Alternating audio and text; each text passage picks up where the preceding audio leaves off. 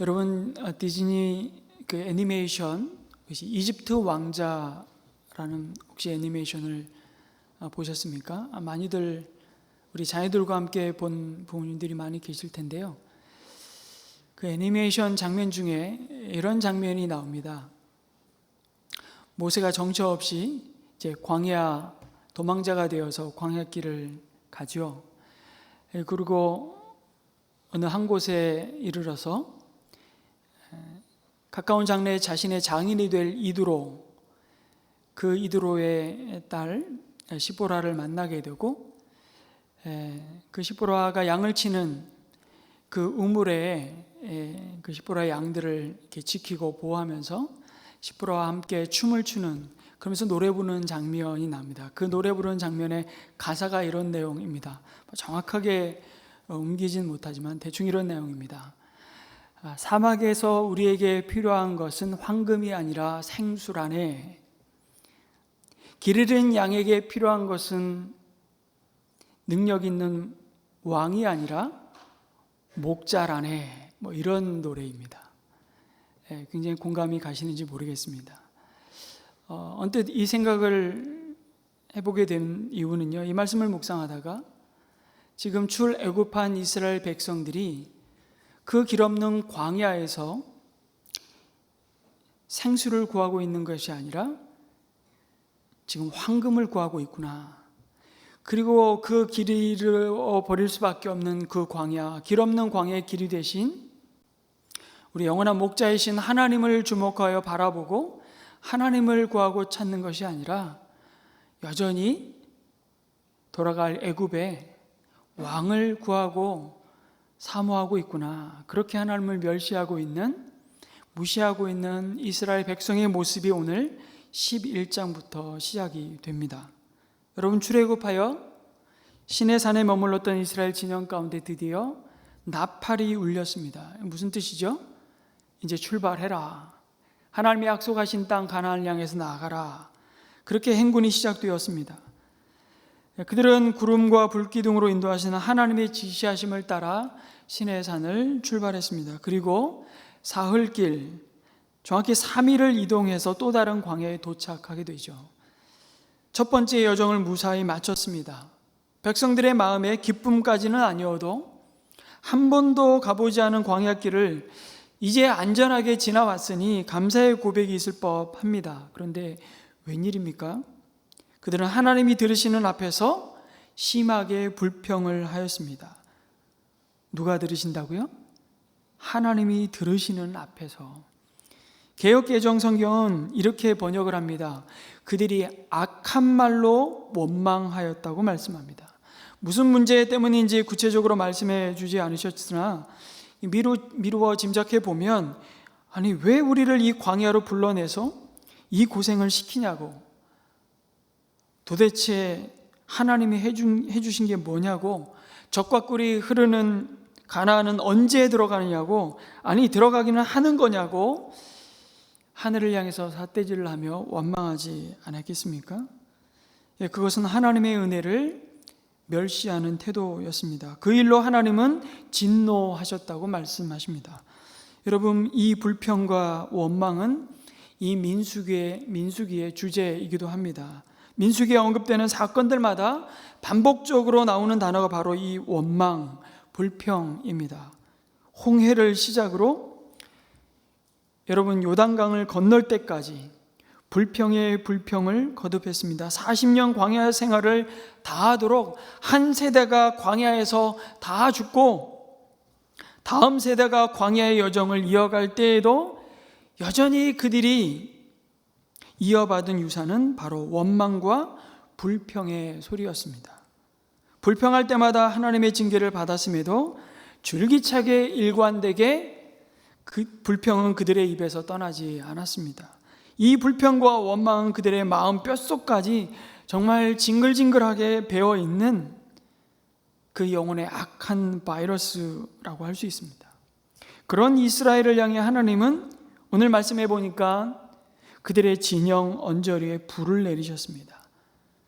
그 사막 광야의 장렬하는 태양 아래 그 주님의 구름을 거두시고 밤에 불기둥으로 보호하셨던 그 온기가 진노의 불이 되어서 그들을 징계하셨다는 겁니다. 여러분, 다급한 백성은 모세에게 살려달라고 부르짖습니다. 늘 마음에 안 들면 가시돋친 말로 하나님을 향해서 돌격할 수는 없으니까 끊임없이 모세를 향해서 네가 나오자 그래서 여기까지 나왔는데 이게 뭐냐고 온갖 불평을 쏟아내는 그 독을 마시게 한 그 백성이 급하면 또 모세를 찾아와서 도와달라고 살려달라고 부르짖습니다. 모세는 하나님께 기도드리죠. 그러자 불이 꺼졌습니다. 늘 이런 식이었습니다. 그리고 그 광야 지명을 오늘 보니까 다베라, 불사름이라는 뜻을 가진 다베라라고 불렀습니다. 그것은 하나님의 엄중한 경고였습니다. 하나님의 진노를 불러올 만큼 그들이 쏟아놓은 원망과 불평은 결코 가볍게 지나갈 수 없었던 것이 분명했습니다. 그럼에도 하나님은 그들을 사랑하시니까 진가장자리에 불을 내리셨습니다. 여러분, 이것이 하나님의 자비입니다. 주님의 불이 진 가운데에 떨어졌으면 헤아릴 수 없이 수많은 사람들이 죽었을 텐데 그냥 진 가장자리를 태우시면서 하나님은 경고하시는 겁니다. 조심해라. 더 이상 선을 넘지 말아라. 경고할 때 회개하면 은혜는 계속 임하는 것이고 그 경고를 무시하고 회개하지 않으면 하나님과의 관계는 멀어지고 믿음은 깨어지는 것이죠. 그 불평을 멈추지 않으면 너희 전생애를 불태우게 될 것이라고 경고하시는 것입니다. 여러분, 처음에 불평이 아주 사소한 것에서부터 시작이 됐습니다. 그런데 그 불길을 잡지 않으면 마치 그 불평이 분노가 되어 자신을 죽이고 남도 골게 만드는, 병들게 만들고 무너지게 만드는 불이 되어 온 생의 수레바퀴를 불사르고 마는 것입니다. 왜냐하면 그 불평이 궁극적으로 향하는 대상은 늘 하나님이었기 때문입니다. 창세기 3장부터 그랬어요. 아담이 하나님이 먹지 말라는 선악과를 따먹자 동산나무에 부끄러워 수치스러워 숨어버리자 하나님이 찾아오십니다. 그리고 물으시죠. 아담아, 내가 어디 있느냐? 아담이 동산나무에 숨은 거 몰라서 물으십니까? 내가 어찌하여 내가 먹지 말라는 그 선악과를 따먹었느냐? 그걸 묻고 있는데 아담이 뭐라고 대답합니까? 하나님이 만드셔서 짝지어 주신 저 여자가, 이렇게 나가잖아요. 그러면서 궁극적으로 여인을 향해 우리의 불평의 대상을 찾지만 궁극적으로 그것은 하나님을 향한 원망이었습니다. 하나님이 이 여인을 나에게 데려오시지만 않았다라면, 이렇게 말하는 거죠. 우리는 불평을 처음에 그 화살을 돌릴 대상들을 찾고 그 다음에 궁극적으로는 하나님을 향해 그 원망의 삿대질을 해댑니다. 그게 광야 이스라엘의 일관된 모습임을 오늘 민수기 11장부터 우리는 계속 주야장천 이제 보게 됩니다. 그럼에도 하나님은 또 참으시고 또 기다리시고 광야의 길을 앞서 인도하셨습니다. 그런데도 그들은 마음을 사로잡은 이 악한 바이러스를 이기지 못하고 다시 불평의 길로 들어섭니다. 이번에는 그들이 먹을 것 때문에 탐욕을 품게 되자 그들의 장막 앞에서 온 백성이 다 나와서 울며 통곡하고 불평을 쏟아내었습니다. 누가 우리에게 고기를 먹여줄까? 그러면서 그들이 광야에서 심지도 가꾸지도 않았지만 매일 일용할 양식으로 주셨던 하늘의 만나를 지겹다고 말합니다. 이 만나밖에 없으니 입맛마저 떨어졌다고 불평합니다. 그런데 여러분, 이들이 지금 이렇게 불평하는 사실 더 근원적인 이유가 무엇입니까? 여러분, 고기 좀 먹고 싶다고 해서 하나님이 이렇게까지 분노하시면서 아니 이들을 징계하실 것까지 있나 싶은 생각이 들죠. 그러나 여러분, 이 불평과 원망을 불러온 이 탐욕은 그냥 단순히 고기 먹고 싶다는 반찬 투정이 아니었습니다. 고기 좀 달라는 것은요, 하나님의 은혜를 망각한 아주 무서운 탐욕이었다고 말씀합니다. 여러분, 이스라엘 백성이 하는 말을 잘 들어보시면 5절에 이집트에서는 생선을 어떻게 먹었다고요? 공짜로 먹던 것이 기억에 생생하다고 말합니다. 그 밖에도 오이, 수박, 부추, 파와 마늘이 눈에 선하다고 말합니다. 이들에게 이집트의 진미, 5대 진미는 5가지였나 봐요. 그런데 여러분, 그렇게 애굽에서의 처지를 어떻게 했다고요?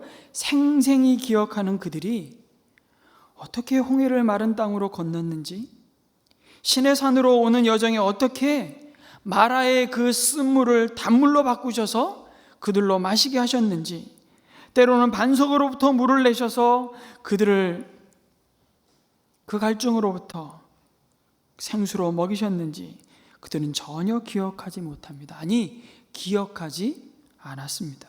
그뿐만이 아닙니다. 지금 불평을 쏟아내놓고 있는 바로 그 자리에, 그 현장에 구름과 불기둥으로 그들을 보호하시는 그 놀라운 하나님의 영광과 임재를 보면서도 그들은 그것이 하나님의 은혜라는 사실을 기억하지도 감사하지도 기뻐하지도 않습니다. 얼마나 아이러니합니까? 더군다나 그들의 말은 상당히 왜곡되어 있고 과장되어 있음을 봅니다. 공짜로 생선을 먹었다고 말합니다. 여러분, 정말 그들이 공짜로 먹었습니까? 아닙니다. 공짜는 무슨 공짜입니까? 자유를 다 지불하고 인간으로서의 존엄을 다 지불하고 자기의 소망을 다 반납하고 인간이 하는 기계로 살아가면서 짐승같이 매맞고 채찍에 맞고 노역당하고 모욕당하고 심지어 살해당하면서 얻어먹은 부추가 그게 공짜입니까? 착각하고 있는 거죠. 그 애굽을 미화하고 있는 겁니다. 여러분, 탐욕과 탐욕이 불러온 그 불평과 원망의 바이러스에 사로잡히기 시작하면 여러분, 우리는 엉뚱한 것을 동경하게 되고 엉뚱한 것을 미화하기 시작합니다. 아, 그때가 좋았어. 진짜 좋은 게 뭔지를 이제 헷갈리기 시작하는 겁니다. 죽을 고생하며 노예로 그들의 자유와 맞바꿔 먹은 것인데 결국 왜 이렇게까지 원망하고 불평하면서 탐욕의 길로 가느냐면 그들의 지나온 길마다 베푸신 하나님의 은혜를 뭐 했기 때문에요? 잊어버렸기 때문입니다. 그래서 그때가 좋았다고 말하고 지금의 처지를 원망하는 거죠. 마치 여러분, 경제학에서 기회비용이라는 것이 있습니다. 뭡니까? 내가 투자한 것을 이때 이것에 투자하지 않고 다른 것에 투자했더라면 어떤 결과가 있었을까라고 혼자 스스로 계산해 보는 게 기회비용이죠. 마치 이스라엘 백성들이 그때 이 모세의 말 듣지 말고 그냥 애굽에 남아 있었으면 내가 이렇게 고생은 안 할 텐데, 그리고 그 애굽과 비교하면서 오늘 자신의 처지를 계산하고 있는 거예요.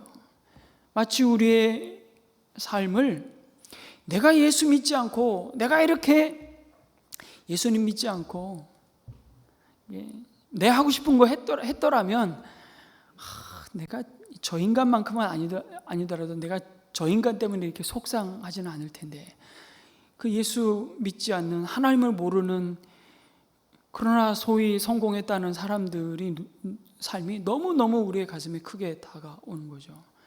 내가 괜히 하나님 믿는다고 이 생고생을 하냐고 기회비용을 그렇게 계산하고 있는 모습이 이스라엘 백성의 모습인 것 같아요. 사탄은요, 항상 이런 식으로 우리의 마음을 속이고 훔치죠. 그리고 하나님은 믿을 만한 분이 못 된다고 속삭이며 유혹합니다. 그 유혹 앞에서 우리가 자꾸 어떤 모습으로 사로잡히냐면 선택적 기억을 자꾸 하는 겁니다. 여러 번 말씀드렸습니다. 여러분, 스펜서 캠블이라는 분이 이런 말을 했습니다. 사전에 단어들이 가득하지 않습니까?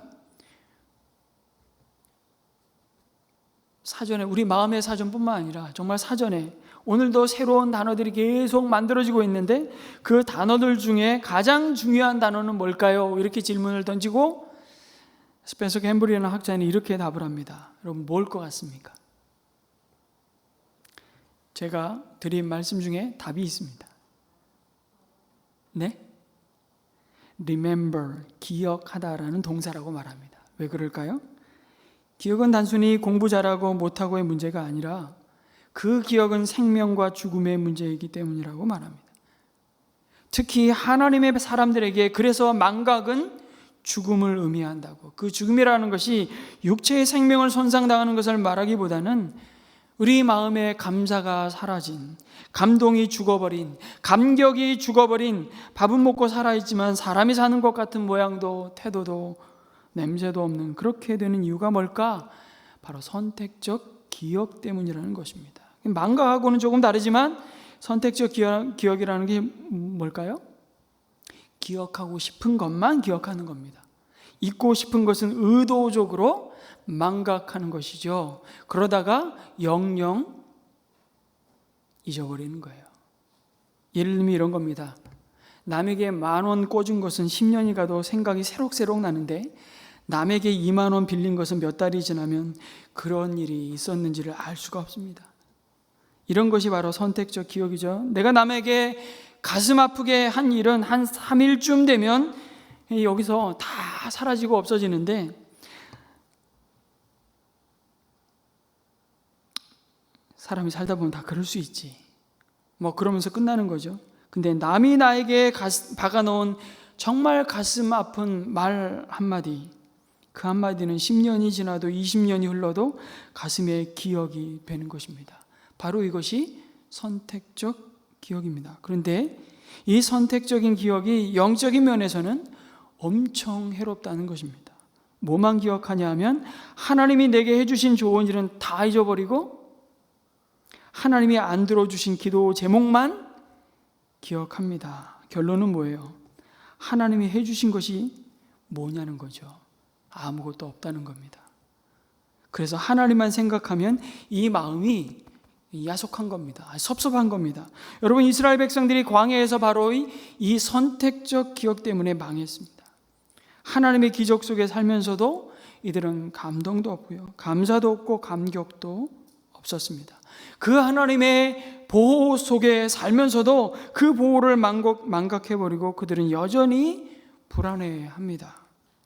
하나님의 공급 속에 살아가면서도 하나님의 공급을 잊어버리고 그 고픈 배를 쥐고 누가 우리를 먹이겠냐고 원망하고 있습니다.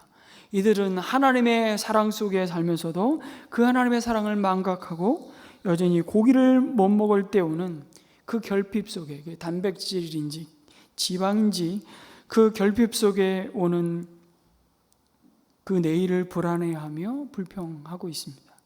선택적인 기억 때문이죠. 기억해야 할 것은 망각하고 잊어버려야 할 것은 기억하는, 거꾸로 가는 기억력, 이것이 선택적 기억입니다. 오늘 반면교사로 삼으라고 우리의 본보기로 보여준 이스라엘의 광야의 그 여정을 통해 우리는 정반대로 해야 된다고 말씀하시는 겁니다. 지금 이스라엘 백성들이 광야에서 그리워하고 있는 것이 무엇입니까? 이집트입니다. 옛날이요. 그 황금을 지금 사막에서 찾고 구하고 있는 것이죠. 붙들고 있는 것입니다. 그러나 죽기까지 이들이 기억했어야 할 것은 뭡니까? 우리는 이집트 사람의 노예였다는 사실입니다. 만나 하나를 먹을지언정 그러나 지금은 우리는 자유인이다. 하나님의 백성이다. 이것은 잊어버리고 아이고 부추여, 아이고 애굽의 파여, 잊어버려야 할 것은 기억하고 기억할 것은 잊어버리고 있다면 어쩌면 우리 이미 우리의 마음 가운데 악한 원망과 불평과 탐욕의 바이러스에 오염되어 오늘도 우리는 이 광야를 향방 없이 방황하고 있는지 모른다고 말씀하십니다. 경고하시죠. 그들은 애굽에 있을 때 그들이 노예였다는 사실을 잊어버렸습니다.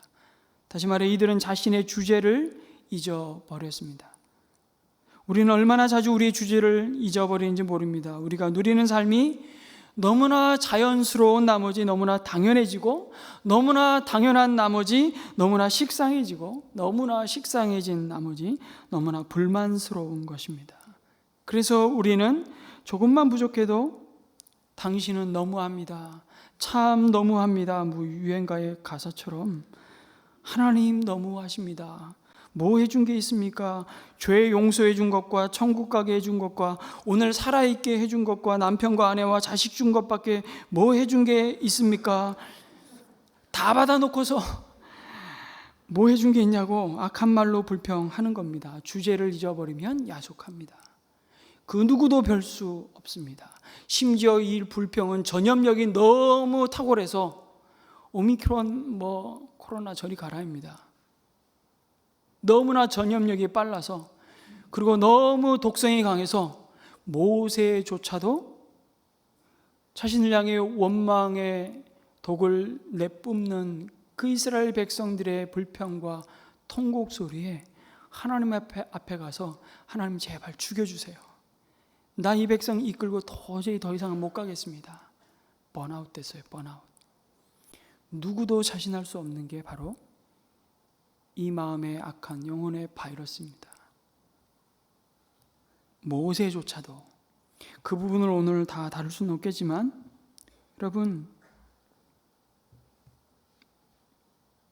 나는 더 큰 특권을 누려야 할 사람인데, 나는 더 나은 인정과 대우를 받아야 할 사람인데 내가 이런 대우밖에 받지 못한다고 생각하면 여러분 화가 나고 불만이 솟아오릅니다. 이집트에서 채찍에 맞아가며 목숨을 담보로 얻어먹은 그 부추와 파가 여러분 그들을 자유케 한 하나님의 자유와 비교할 수 있습니까? 비교할 수 없는 것을 지금 비교하기 시작할 때 우리는 이제 믿음에서 불신으로 돌아서는 것이요. 우린 기억해야 됩니다. 노예 출신이었다는 것을. 지금 만나 때문에 신경질 낼 그런 처지가 아닙니다. 그런데 이들은 잊어버릴 것은 기억하고 기억할 것은 잊어버렸기 때문에 이집트에 있을 때 여러분 그들이 어땠습니까? 바로가 아이를, 자신이 몸으로 낳은 아이를 다 죽여도 끽소리 못했습니다. 아무리 힘든 고역을 시켜도 괴로워해도 감히 드러내놓고 원망하지 못했습니다. 그런데 하나님 앞에서는 이렇게 원망하고 지옥에서 건져 주었건만 마구 대드는 모양새이죠. 그래서 하나님은 그들의 불평과 원망이 곧 무엇이 부족하고 불편하고 광야의 길이 고달파서가 아니라 사실은 그들을 구원하고 가장 신실하게 인도하는 나 하나님을 멸시하고 불신하는 죄라고 말씀하시는 겁니다. 이것을 우리도 똑같이 하고 있지는 혹시 않습니까? 무사 아사리드라는 사람이 쓴 사막별 여행자라는 책이 있습니다. 이 책의 주인공은 사하라 사막에서 양을 치며 살던 베두인입니다. 그는 어렸을 때 프랑스에서 온 사람으로부터 생텍쥐베리의 어린 왕자라는 책을 선물로 받게 되는데요. 그런데 글을 읽을 줄 몰라서 그것을 너무 읽고 싶어서 매일 30km가 더 되는 학교를 오가면서 공부를 했습니다. 그리고 그 책을 결국 다 읽은 후에 어린 왕자를 쓴 작가를 만나기에 마침내 프랑스로 가게 됩니다. 여러분, 이 베두인이 프랑스에 와서 가장 큰 충격을 받은 것이 무엇일까요?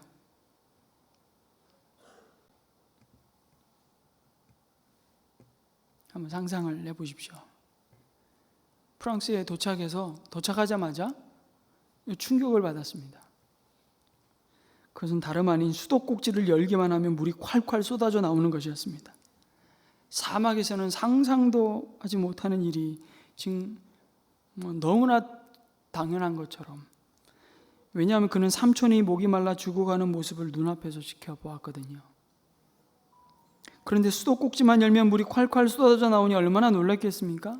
그런데 더 놀라운 것은 그것을 매일 누리고 사는 프랑스 사람은 그것이 당연하다고 전혀 놀라지 않는 모습에 이 사람이 더 놀라는 것입니다.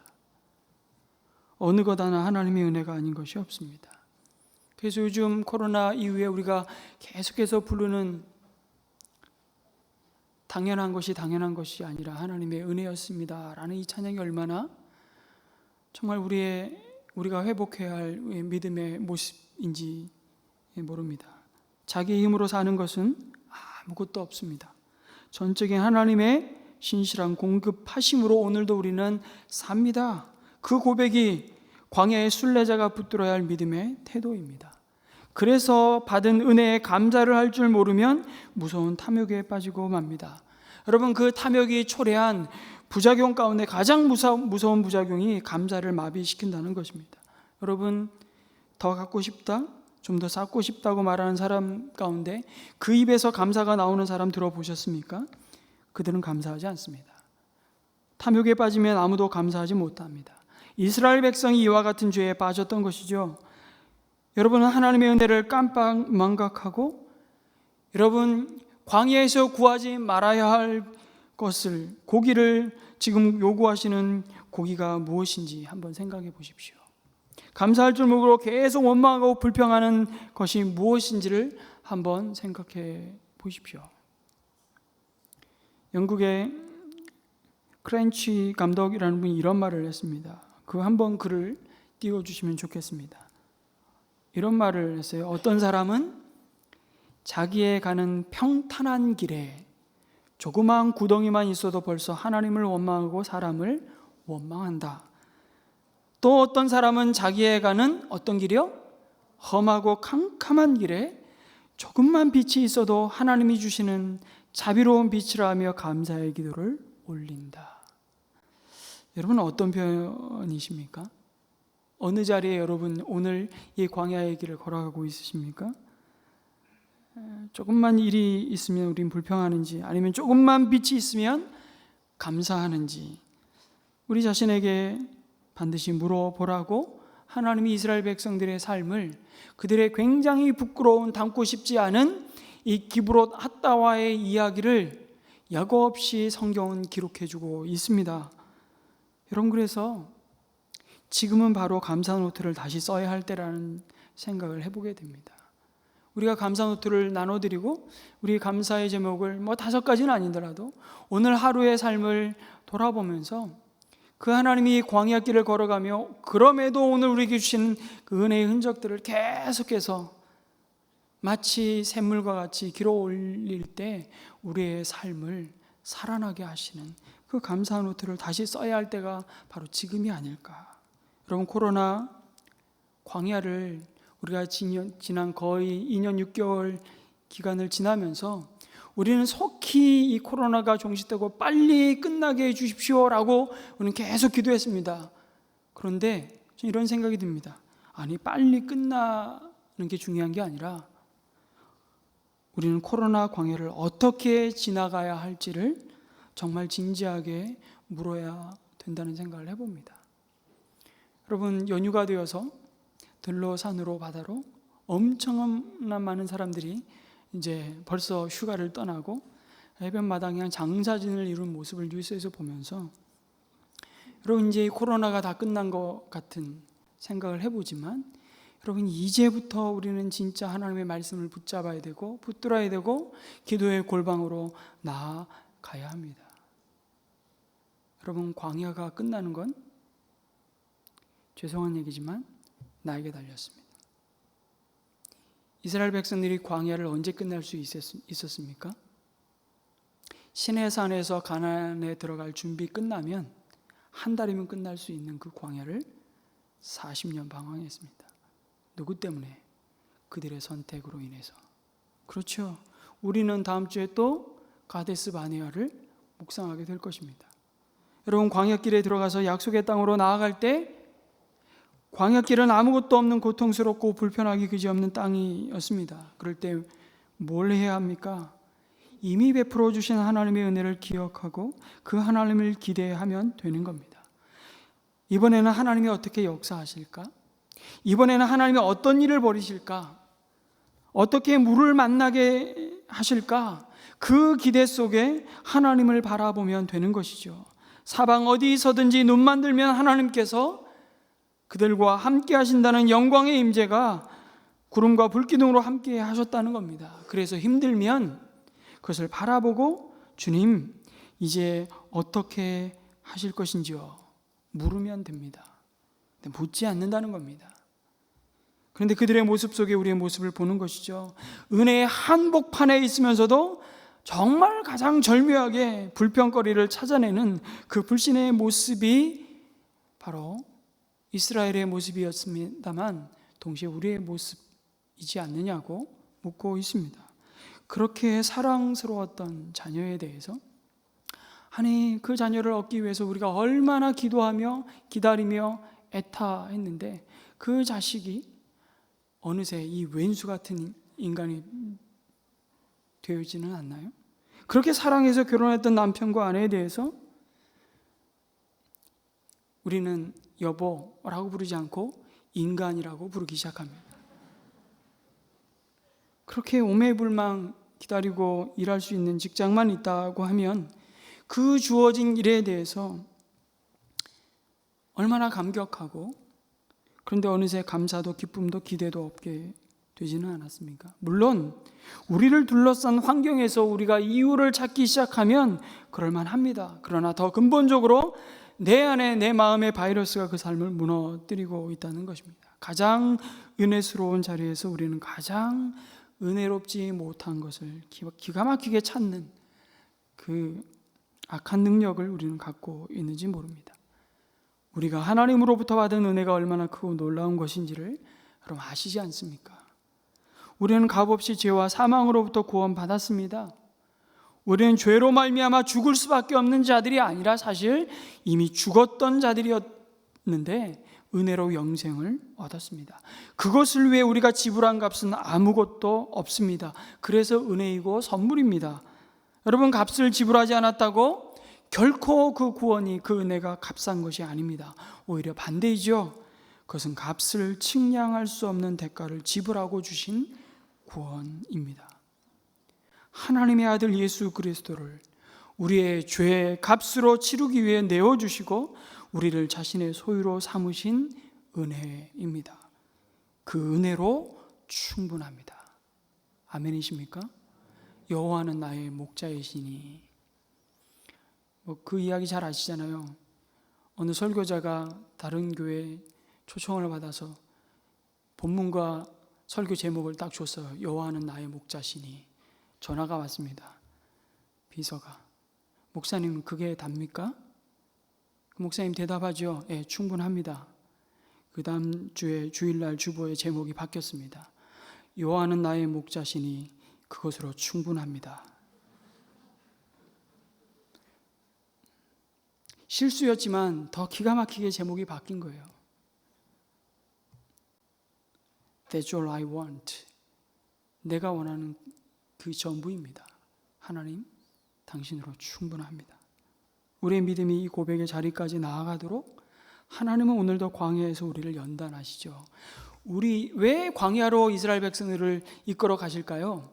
몇 가지 목적이 있는데요. 그 중에 한 가지는 분명한 것은 그들 속에 깊이 뿌리 내리고 박혀 있는 애굽을 빼내는 것입니다. 빼내고 또 빼내고, 애굽의 가치, 애굽을 사모하는 마음, 죄와 사망의 종로로 타던 그 자리에서 누렸던 헛된 욕망들을 계속해서 광야에서 하나님께서 걸러내시는 거예요. 빼내시고 그들을 들여보내야만 가나안 땅에서 그들이 다시 광야로 내쫓김을 당하지 않기 때문에. 그러나 결국 그들이 광야로 내쫓김을 당하죠. 그게 바벨론 유수예요. 그 이스라엘 역사는 오늘 우리의 역사이기도 합니다. 근데 여러분, 지금 광야에서 이스라엘 백성 가운데 원망과 불평의 자리로 이끈 이 탐욕의 문제가 왜 불거져 나옵니까? 이스라엘 백성 가운데 섞여 살던 무리들의 악한 충동과 그들의 소리에 사로잡혔기 때문이라고 말씀합니다. 굉장히 주목해서 바라봐야 할, 묵상해야 할 내용입니다. 그들이 누굽니까? 출애굽할 때 이스라엘 백성들과 함께 빠져나온 허다한 이방인들이었습니다. 그들은 얼떨결에 애굽을 나왔지만 하나님이 누구인지 알지 못했습니다. 하나님의 말씀을 신뢰하고 따를 믿음이 그들에게는 아직 없었을 것입니다. 그런데 이스라엘이 지금 그들의 탐욕에 영향을 받아서 지금 우리에게 고기를 달라고, 아니면 차라리 이집트로 돌아가는 게 낫겠다고 하나님을 멸시하는 겁니다. 그렇게 악한 불평과 원망의 자리에 빠져버린 것이죠. 여러분, 불평하는 사람들의 영향력을 절대 과소평가하시면 안 됩니다. 이 불평은 믿음을 죽이는 독소입니다. 하나님 앞에 쏟아 놓으면 기도가 되고 하나님이 그 원망을 바꾸셔서 하나님의 하나님 되심을 드러내는, 하나님이 누구이신지를 알게 하시는, 여전히 광야의 고난이 있지만 그 자비하심이 부어지겠지만 사람에게 쏟아내놓는 순간 그건 치명적인 그 믿음을 다 무너뜨리게 만드는, 하나님을 신뢰하는 그 믿음의 자리에서 하나님을 배반하고 불신하는 자리로 빠뜨리는 영적 바이러스가 되고 맙니다. 여러분, 어떤 사람들을 만나면 불평, 불만을 자연스럽게 하는 사람들이 있습니다. 대화를 들어보면 이 사람도 문제고 저 사람도 마음에 안 들고 이 사람도 욕하고 저 사람도 욕하고 마음의 독소가 그렇게 해서 하나하나 쌓이게 되죠. 그런 관계가 있다면 여러분, 부정적인 영향력을 끼치는 사람이 있다면 경계하셔야 됩니다. 내 친구인데요? 그래서 끊어버리셔야 됩니다. 그들의 불평과 불만이 여러분의 영혼을 좀먹을 것이고요, 여러분의 믿음에 치명타를 날리게 될 것입니다. 이 바이러스가 우리 안에 들어오면 우리는 만나를 먹으면서도 하나님을 원망하고 하나님께서 주시는 모든 것을 누리고 있으면서도 하나님을 향해 불평을 쏟아놓을 수밖에 없습니다. 왜 불평하는 마음이 여러분 우리의 믿음에 하나님을 신뢰하고 따르는 믿음에 치명적이냐면, 왜냐하면 하나님이 주신 은혜를 굉장히 하찮게 여기기 때문입니다. 그까짓 것, 이 말이죠. 불평의 정체가 뭐냐? 하나님을 멸시하는 것입니다. 하나님을 무시하는 겁니다. 그리고 하나님을 궁극적으로 불신하는 것이죠. 이놈의 만나밖에 없습니다. 지긋지긋합니다. 그러면서 뭐라고 얘기하냐면 이 보잘것없는 음식은 이제 진저리가 납니다. 이 말을요, 이제 광야 길을 출발하고 가나안을 향해 달려가는 출애굽 1세대가 말했는데 40년 후에 가나안 바로 맞은편에서 출애굽 2세대가 똑같이 민수기 21장에 가면 똑같은 말을 합니다. 이 보잘것없는 음식은 이제 진절머리가 납니다. 이렇게 말해요. 그래서 그때는 하나님이 아주 심각하게 진노하십니다. 그래서 불뱀을 보내서 그들을 다 죽이기 시작하는데, 살려달라고 하시니까 모세로 하여금 뭘 만들게 하시죠? 놋뱀을 만들게 하시고 하늘 높이 들어라. 그리고 그 놋뱀을 바라보는 자는 살 것이다 라고 말씀하시죠. 여러분, 반석에서 물을 내어 먹이신 하나님, 그 반석은 고린도전서 10장에 보면 바로 그리스도라고 말씀합니다. 그리고 높이 들린 놋뱀은 바로 십자가에 달리신 예수 그리스도를 우리에게 미리 보여주고 있는 것이죠. 우리가 하나님의 전적인 은혜로 산다라는 사실을. 달라진 것이 참 없는데요, 이 만나밖에 없다고. 근데 여러분, 이스라엘이 이렇게 형편없는 음식이라고 폄하했던 이 만나를요, 시편 78편에서 시인은 뭐라고 말씀하시냐면 78편 24절을 같이 한번 읽겠습니다. 시작. 만나를 비처럼 내리시어 하늘 양식을 그들에게 주셨으니 사람이 천사의 음식을 먹었다. 하나님은 그들에게 풍족할 만큼 내려주셨다라고 말씀하십니다. 무슨 음식이요? 천사의 음식을 먹었다고 합니다.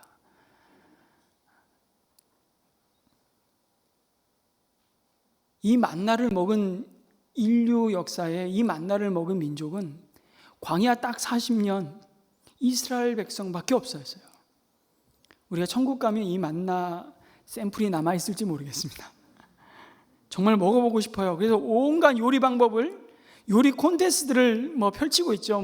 볶아 먹고, 삶아 먹고, 뭐 해 먹고, 찌워서 먹고, 하여튼 만나로 다양한 요리를 하나님께서 하게 하시고, 심지어 만나를 새벽 이슬 내릴 때 만나를 함께 내려주셨다라고 하는데, 많은 신학자들은 이것도 놀라운 하나님의 은혜라고 말씀하십니다.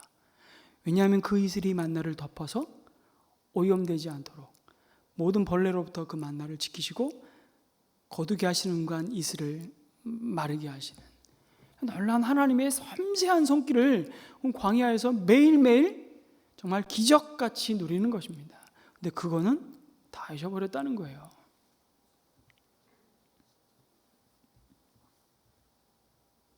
천사의 음식을 먹었으면서도 여러분 불평하는 마음이 생기니까 하나님의 은혜로 먹이신 그 천사의 음식조차 하나님을 향해서 불평을 쏟아놓는 통로가 되고 맙니다. 불평하는 마음이 생기니까 약속의 땅을 향한 소망도 없어지고요. 불평하는 마음이 생기니까 고통의 땅 이집트가 오히려 이상향으로 돌변하기 시작합니다. 불평하는 마음이 생기니까 그들 한가운데 하나님의 영광이 있다는 것도 망각하고, 그럼 불평하는 마음이 생기니까 이미 경험한 기적도 어떤 감동도 주지 못하고, 불평하는 마음이 생기니까 하나님이 더 이상 소중하지 않고, 불평하는 마음이 생기니까 곡이 없으면 죽을 것 같은 겁니다. 그런데도 그들에게 바람을 보내시고 메추라기 떼를 보내주셔서 배가 터지도록 먹게 하십니다. 하나님 참 속이 좋으십니다. 하나님 참으로 자존심도 없으십니다. 여러분, 자존심을 가지고서는 사랑할 수 없기 때문입니다. 자존심이 있으면 우린 기다려줄 수 없습니다. 참아줄 수 없습니다. 그런데 그 고기에 대한 욕심이 얼마나 멈출 수 없는 것이었는지 여러분, 배 터지도록 먹다가 배가 터졌습니다. 그래서 그곳 이름이 탐욕의 무덤 기브롯 핫다와라고 붙이죠. 여러분, 쉽게 얘기하면 배 터져서 죽은 자리라는 뜻입니다. 뭐 어려운 얘기 아니에요. 그냥 배 터져서 죽은 자리. 여러분, 그들이 메추라기를 보자 눈이 뒤집혔잖아요. 밤낮 없이 온종일 메추라기를 거두고, 말씀해 보니까 그 이튿날도 온종일 거두었는데 한 사람이 적게 거둔 자도 얼마요? 10호매를 거두었다고 합니다. 오늘 수치로 환산하면 2200리터 정도 됩니다. 이거는 몇백 킬로미터로 계산이 안 되고요. 그냥 1톤에서 2톤 사이입니다. 한 사람이 적게 거뒀는데 톤으로 거둔 거예요. 근데 이 메추라기를 떼를 보내셨는데요. 원래 아프리카에서 유럽으로 봄철에 이게 남동풍이 불죠. 그렇게 해서 메추라기들이 이동을 하는데 그거를 그 진에 떨구신 거예요.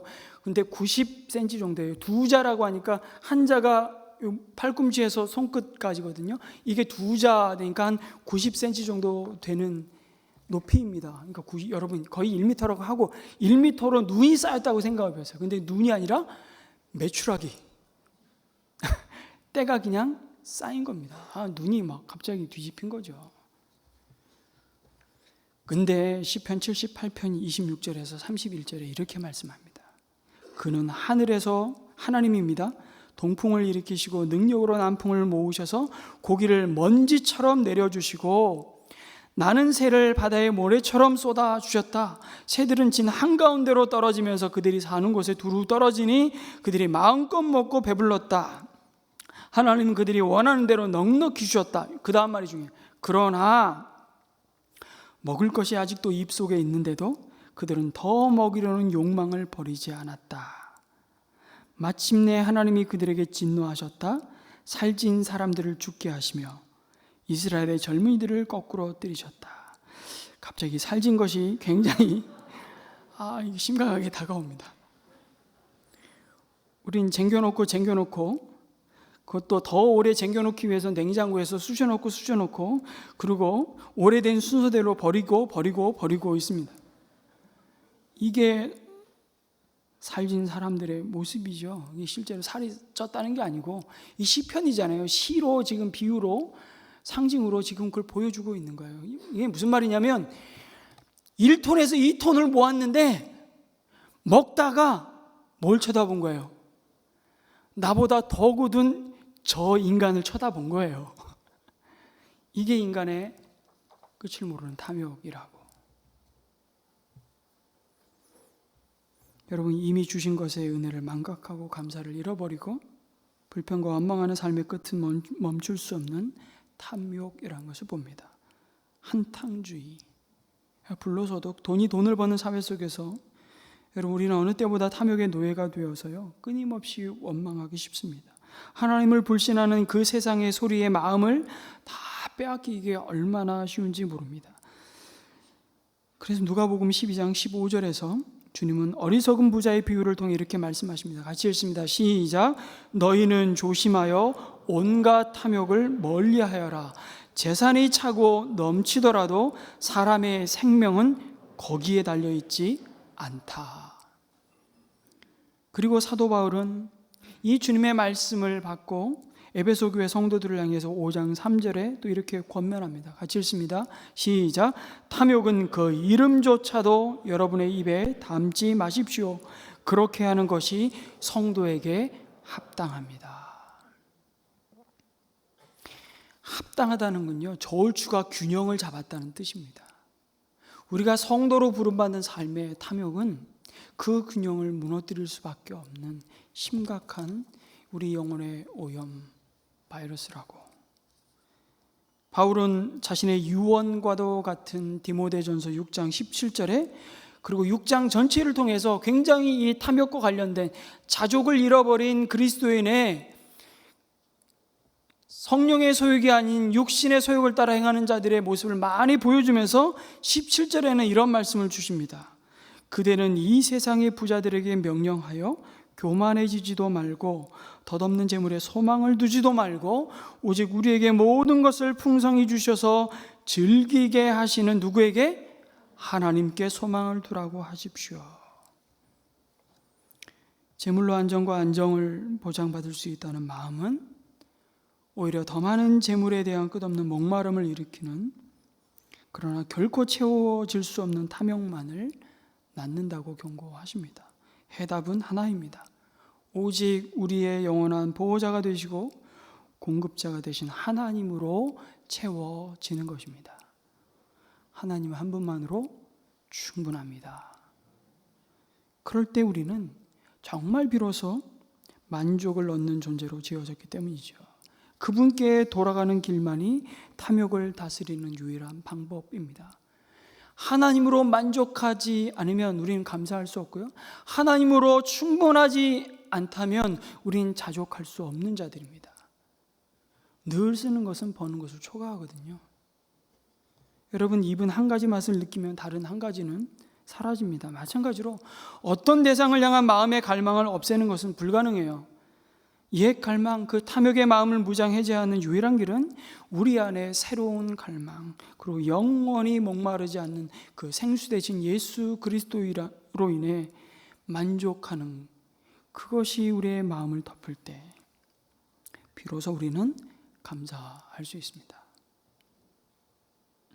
그 갈망이 마음에 들어와 우리 마음을 채울 때 과거의 것을 쫓아낼 수 있는 것이죠.